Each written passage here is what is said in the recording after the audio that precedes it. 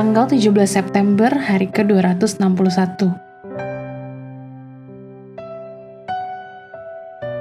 Bacaan Mika pasal 6 sampai pasal 7.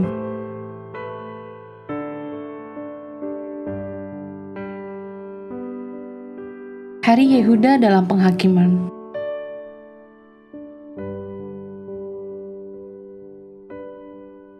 Garis besar, nubuatan Mika ditutup dengan adegan ruang sidang.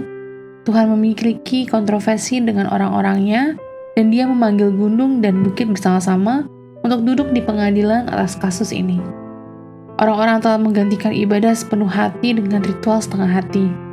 Mereka telah menceraikan standar Allah yang benar dengan transaksi bisnis sehari-hari mereka untuk membenarkan keserakahan dan korupsi mereka.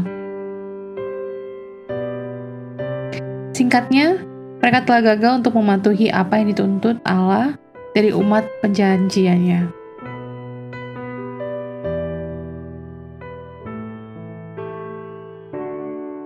Renungan harian. Bayangkan adegan ini. Anda berbagi dengan orang lain yang dengannya Anda terbeban. Tiba-tiba, tanpa alasan yang jelas, orang tersebut berpaling dari Anda. Apakah itu akan meredam antusiasme mereka untuk berbagi lagi? Mika bernubuat untuk Yehuda selama pemerintahan 3 raja untuk periode setidaknya 25 tahun. Lihat pasal 1 ayat 1. Seperti Yesaya, teman sejamnya, ia melihat sedikit buah dari pelayanannya. Sebagian besar pendengarannya berpaling dalam ketidakpercayaan atau ketidakpedulian. Tetapi Mika dengan tegas percaya bahwa tugasnya adalah panggilan ilahi, bukan sekedar hobi atau kegiatan keagamaan. Diperkuat dengan keyakinan itu, Mika berdiri bagi Allah bahkan ketika tidak ada orang yang mau menerima pesannya di dalam hati. Keyakinan Mika tercermin dalam doanya. Tapi aku ini akan menunggu-nunggu Tuhan, akan mengharapkan Allah yang menyelamatkan aku. Allahku akan mendengarkan aku. Pasal 7 ayat 7. Gunakanlah teladan Mika sebagai motivasi untuk membagikan berita tentang Kristus kepada teman, tetangga, atau kerabat yang belum diselamatkan. Tidak peduli apa tanggapan mereka.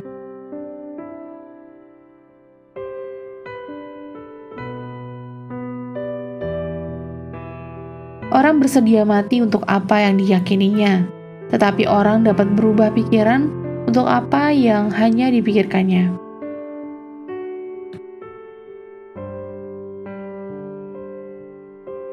Pendalaman.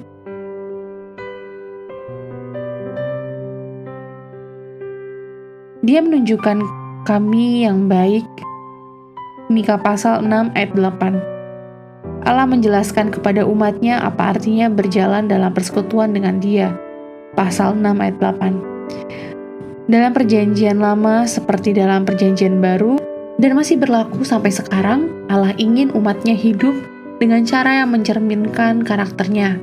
Ini jauh lebih penting daripada ritual eksternal. Timbangan dirubah. Mika pasal 6 ayat 11-12. Pedagang yang zaman Mika tidak begitu jujur, sehingga banyak dari mereka membawa 2 set bobot timbangan untuk transaksi bisnis mereka, set yang lebih berat untuk memastikan mereka mendapat lebih dari yang mereka bayarkan, dan set lebih murah untuk memastikan bahwa pelanggan mereka menerima kurang dari yang mereka harapkan. Pasal 6 ayat 11-12. Menurut penilaian Tuhan, mereka bertindak seperti raja jahat Omri dan Ahab yang menjadi teladan mereka. Lihat pasal 6 ayat 16. Kehancuran mereka akan sama pastinya.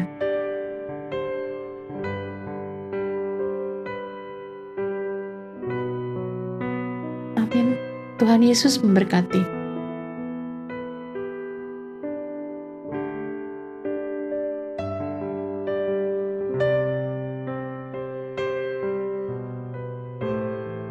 Mika pasal 6.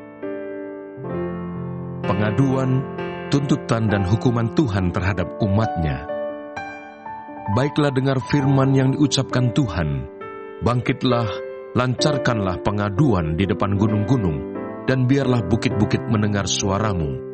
Dengarlah hai gunung-gunung, pengaduan Tuhan, dan pasanglah telinga, hai dasar-dasar bumi. Sebab Tuhan mempunyai pengaduan terhadap umat-Nya, dan Ia berperkara dengan Israel. Umatku, apakah yang telah kulakukan kepadamu? Dengan apakah engkau telah kulelahkan? Jawablah aku. Sebab aku telah menuntun engkau keluar dari tanah Mesir, dan telah membebaskan engkau dari rumah perbudakan, dan telah mengutus Musa dan Harun dan Miriam sebagai penganjurmu. Umatku, baiklah ingat apa yang dirancangkan oleh Balak, Raja Moab, dan apa yang dijawab kepadanya oleh Biliam bin Beor, dan apa yang telah terjadi dari Sitim sampai ke Gilgal, supaya engkau mengakui perbuatan-perbuatan keadilan dari Tuhan. Dengan apakah aku akan pergi menghadap Tuhan dan tunduk menyembah kepada Allah yang di tempat tinggi? Akan pergikah aku menghadap Dia dengan korban bakaran, dengan anak lembu berumur setahun? Berkenankah Tuhan kepada ribuan domba jantan, kepada puluhan ribu curahan minyak? Akan kupersembahkan anak sulungku karena pelanggaranku, dan buah kandunganku karena dosaku sendiri. Hai manusia, telah diberitahukan kepadamu apa yang baik, dan apakah yang dituntut Tuhan daripadamu, selain berlaku adil, mencintai kesetiaan, dan hidup dengan rendah hati di hadapan Allahmu. Dengarlah, Tuhan berseru kepada kota, adalah bijaksana untuk takut kepada namanya. Dengarlah, hai suku bangsa dan orang kota, masakan aku melupakan harta benda kefasikan di rumah orang fasik, dan takaran eva yang kurang dan terkutuk itu? Masakan aku membiarkan tidak dihukum orang yang membawa neraca palsu atau pundi-pundi berisi batu timbangan tipu?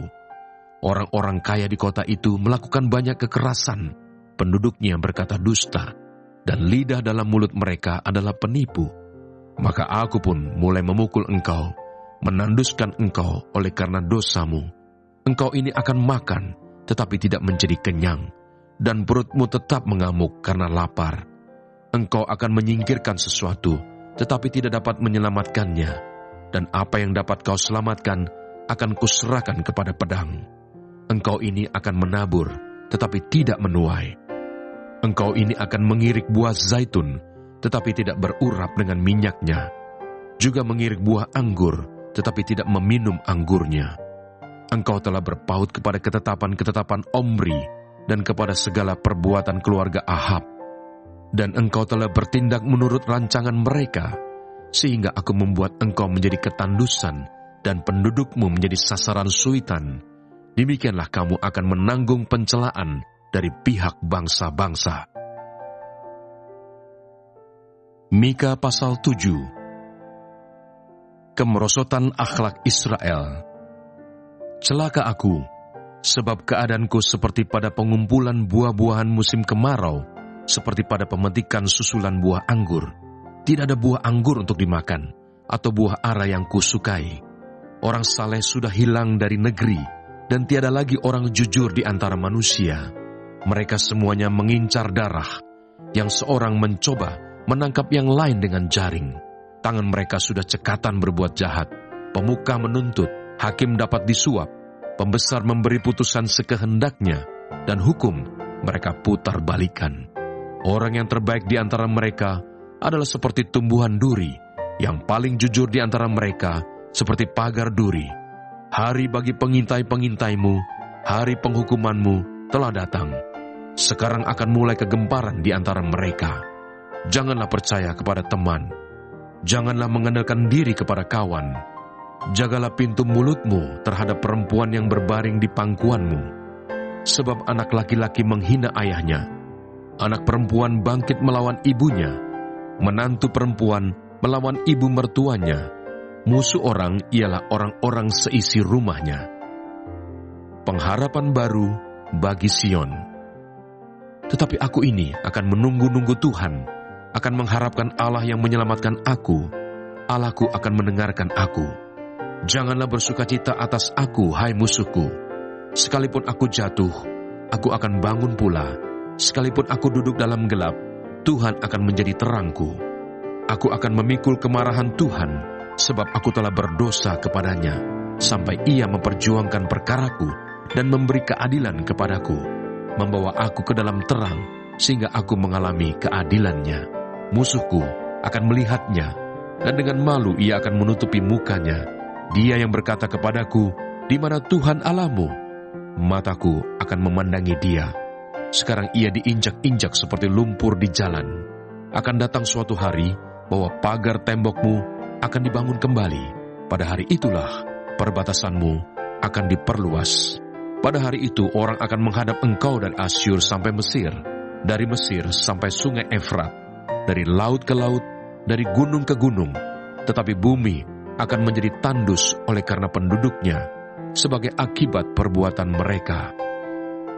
Doa minta tindakan dan belas kasihan Allah. Gembalakanlah umatmu dengan tongkatmu, kambing domba milikmu sendiri, yang terpencil mendiami rimba di tengah-tengah kebun buah-buahan. Biarlah mereka makan rumput di Basan dan di Gilead seperti pada zaman dahulu kala. Seperti pada waktu engkau keluar dari Mesir, perlihatkanlah kepada kami keajaiban-keajaiban. Biarlah bangsa-bangsa melihatnya dan merasa malu atas segala keperkasaan mereka. Biarlah mereka menutup mulutnya dengan tangan dan telinganya menjadi tuli. Biarlah mereka menjilat debu seperti ular, seperti binatang menjalar di bumi. Biarlah mereka keluar dengan gemetar dari kubunya dan datang kepada Tuhan Allah kami dengan gentar, dengan takut kepadamu. Siapakah Allah seperti Engkau yang mengampuni dosa dan yang memaafkan pelanggaran dari sisa-sisa miliknya sendiri, yang tidak bertahan dalam murkanya untuk seterusnya, melainkan berkenan kepada kasih setia? Biarlah Ia kembali menyayangi kita, menghapuskan kesalahan-kesalahan kita, dan melemparkan segala dosa kita ke dalam tubir-tubir laut. Kiranya Engkau menunjukkan setiamu kepada Yakub dan kasih-Mu kepada Abraham, seperti yang telah Kau janjikan dengan bersumpah kepada nenek moyang kami sejak zaman purbakala.